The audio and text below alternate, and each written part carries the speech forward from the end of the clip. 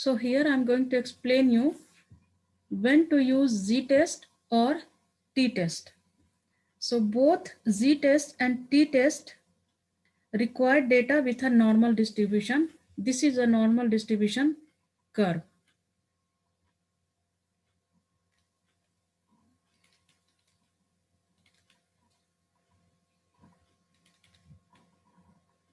This is normal distribution curve. So this line represent mean. This is population mean, and if it is represented by this is called sample mean. So if I'll take 0 here, so it means if you go right side, it will be 1 standard deviation here. And if you go to the one left side from the mean, this is represent -1 standard deviation. And this way, the second line, this will be 2 standard deviation. And here the left side from the mean, this will be -2 standard deviation. And again here it will be 3 standard deviation, and here it will be -3 standard deviation. So here it will be 3 standard deviation and -3 standard deviation. Let's take example here. Say that mu equal to mean equal to 10. So how to draw the normal distribution curve here?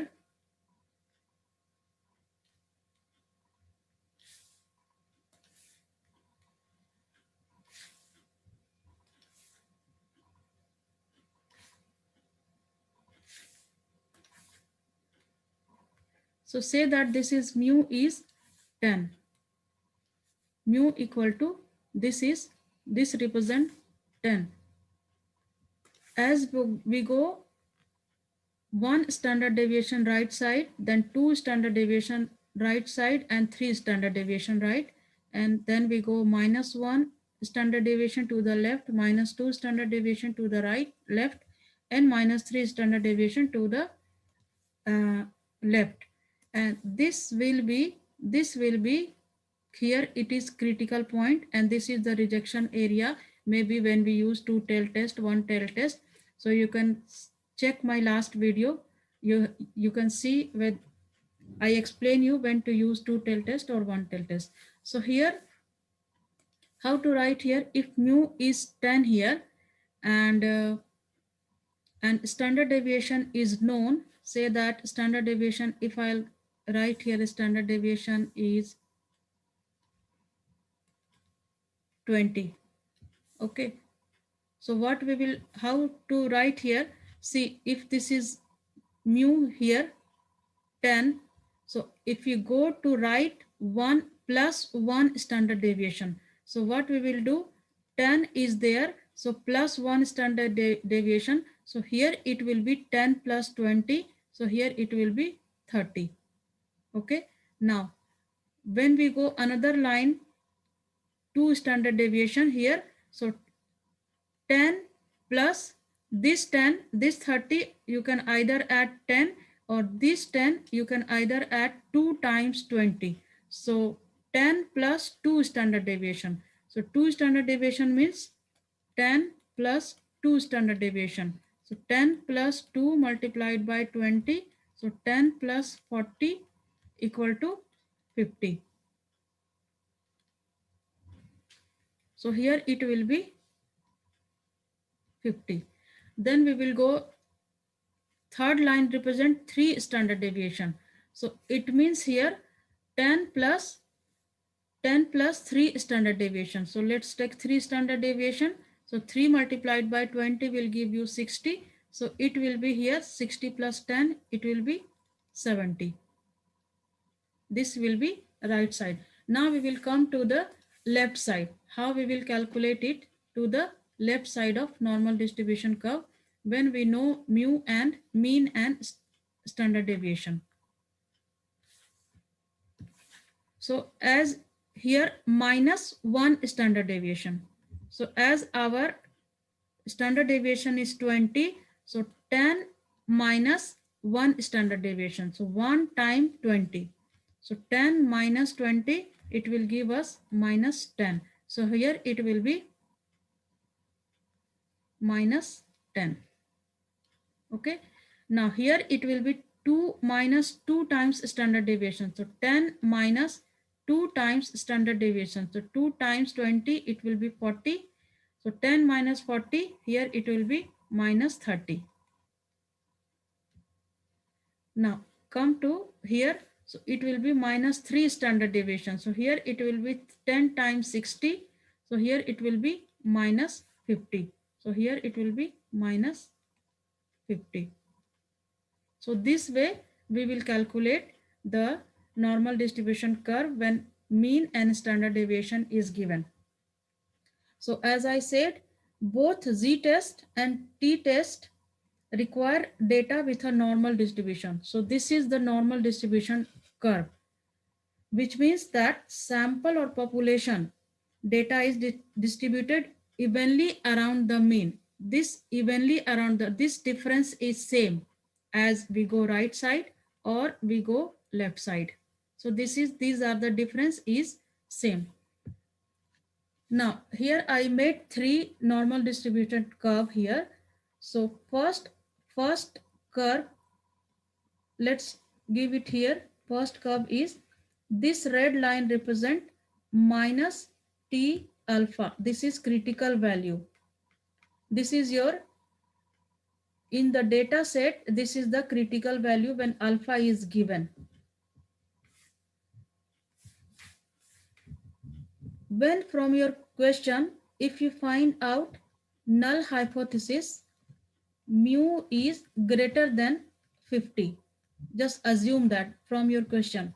So alternate hypothesis will be just opposite, mu will be less than 50. So it means what we will use, we will always use from the alternate hypothesis. This shows left side, so we will use the left tail test. So this is left tail test indicating here, and your critical value will lie in this region. If the critical value, your test, you have to calculate your test statistics. You have to calculate your, this is the critical value given. So beyond this line, if your test statistics lies, you have to reject the null hypothesis. So you have to calculate the test statistics, either use z-test or t-test, which I'm going to explain you when to use z-test or t-test. So either use z-test or t-test. Like z-test formula is x minus mu over standard deviation. This is the z-score formula. So this is your test, your calculative test statistics. When this data lies here, you have to reject the null hypothesis. But now,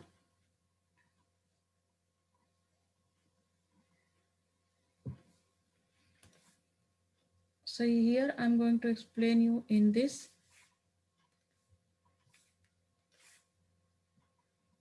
Here your data is, your critical value is in the positive side. This is negative side. That's why I wrote it minus T alpha.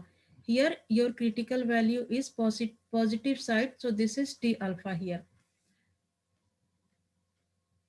This is alpha here, and here this is alpha. Now here when you get alternate hypothesis, sorry, null hypothesis, mu is less than 50, and alternate hypothesis is mean is just opposite. Alternate will be just opposite, greater than 50. So this shines so that this is the pointed is right side. So you have to use right tail test. So calculate the test statistics from whatever statistics you use, z-test or t-test. Your test statistics, the value lie beyond this alpha, beyond here. So if your value lies here, So you have to reject the null hypothesis. Here you have to reject. And if it lies this area, you have to accept the null. You can't reject the null hypothesis. Now, this is here.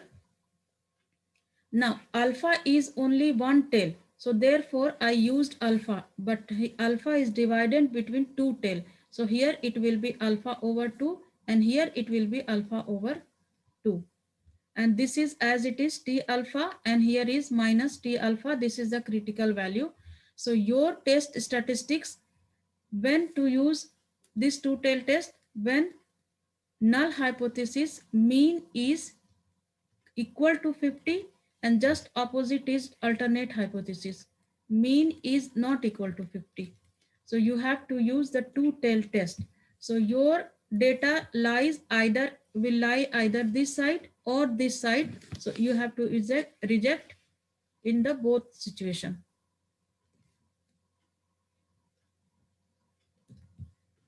So reason beyond your data statistics lies beyond this critical point, you have to reject the null hypothesis here. Let's see the your confidence interval is confidence level is 95% given. So for 95% you have to use the so alpha level is 5%. Alpha level is 5%. So full area is in percent 100% and 95% confidence level given that. So we have to subtract 95%. So we will get 5%. So this 5% means 5 over 100.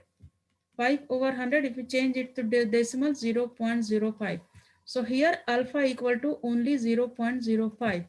Here alpha equal to 0 0.05, but here alpha over 2. If you divide it by 2, you will get that 0 0.025. So 0 0.05 will divide it between two tail. So here it will be 0 0.025. Here it will be 0 0.025. So for 95% confidence level, your test statistics, the critical value will lie here 1.96. Here as well, here, but here minus 1.96. Here 1.96 positive. So beyond this, your test statistics say that here critical value is 1.96, but your test statistics you got that 2.3. Say that. So in this two-tail test, your test statistics lies here. So you have to reject the null hypothesis. Okay, and here as well. So this way we will reject or accept the null hypothesis. So in my coming videos, I'll explain you by taking few examples. Now we will go to when to use z-test or t-tail test. So let's understand here when to use z-test or t-tail test.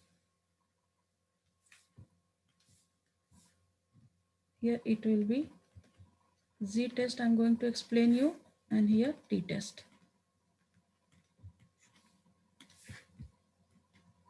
Let's take first point. In a z-test, we need to compare two given sample means.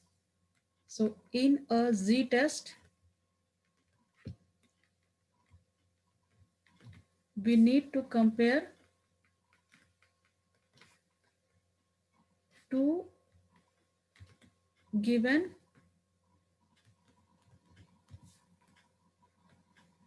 sample means. In a question, when there will be two mean will be given. So two times mean will be given and you have to compare those two means. So when two means were given, we have to use z-test. In a t-test,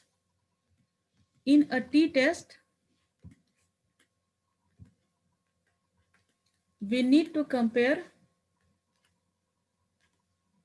the mean of two given groups. So in a t-test, there will be two groups and we have to compare two means between these two groups. So when two groups are given and we need to compare two means, we will use the t-test. So in the z-test, we have to, in a single question, no groups were given, but we have to compare two means, two times means. And here groups will be given and we have to compare the mean of given two groups. Second point of z-test is, here we deal with large sample. So when sample size is,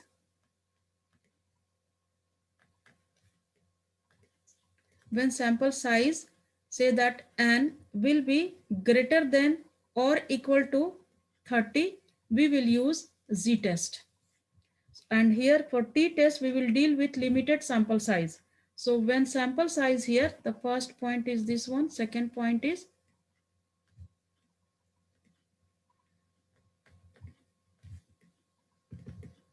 when sample size, say that n will be less than 30, we will use the t-test. Third point is, we use z-test when population standard deviation is known. Population standard deviation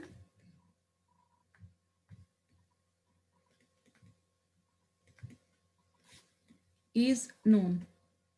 What is population standard deviation? This is the sign of population standard deviation. And in a t-test, population standard deviation is unknown. So population standard deviation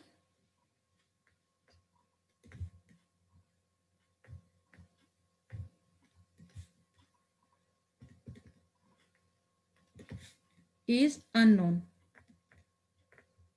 When population standard deviation known, we will use z-test, and when population standard deviation is unknown, we use t-test. So this is the main difference between z-test and t-test.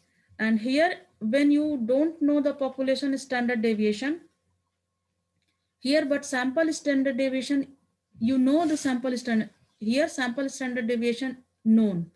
So we have to use sample standard deviation. But here we don't know, when we don't know population standard deviation, but we know the sample standard deviation, we can use the t-test. But when population standard deviation is known, we can use the z-test. This is the main difference between z-test and t-test. In my coming video, I will explain you these everything, 2-tail and z-test, t-test by taking few examples.